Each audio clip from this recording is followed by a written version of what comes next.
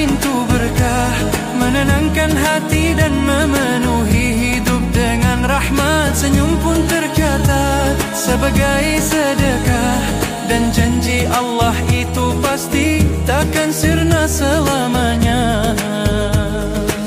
Ketika tangan kananmu memberi cahaya memenuhi hatimu dengan ketenangan, harta tak berkurang bahkan bertambah, dan doa orang miskin naik ke langit tinggi.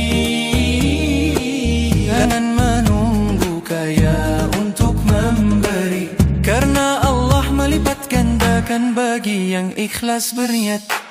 Sedekah kecil tumbuh menjadi besar, menghapus dosa dan menyucikan jiwa.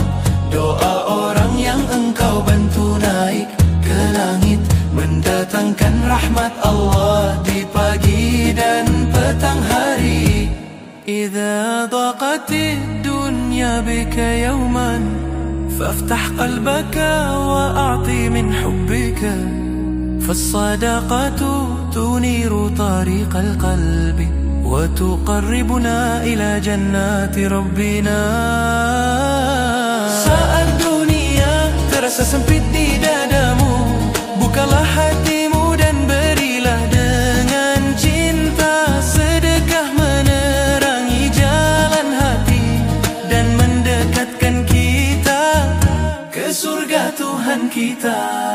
Innal 'ata'a jamilun yaftahu abwabal barakat, yutamminul qalba wa yamla'ul hayata rahmatan, ibtisamatun tuktabu kasadaan, fawa'dullahi haqqun la yazulu abadan. Indahnya sedekah membuka pintu berkah, menenangkan hati dan memenuhi hidup dengan rahmat. Senyum pun tercatat sebagai sedekah, dan janji Allah itu pasti takkan sirna selamanya.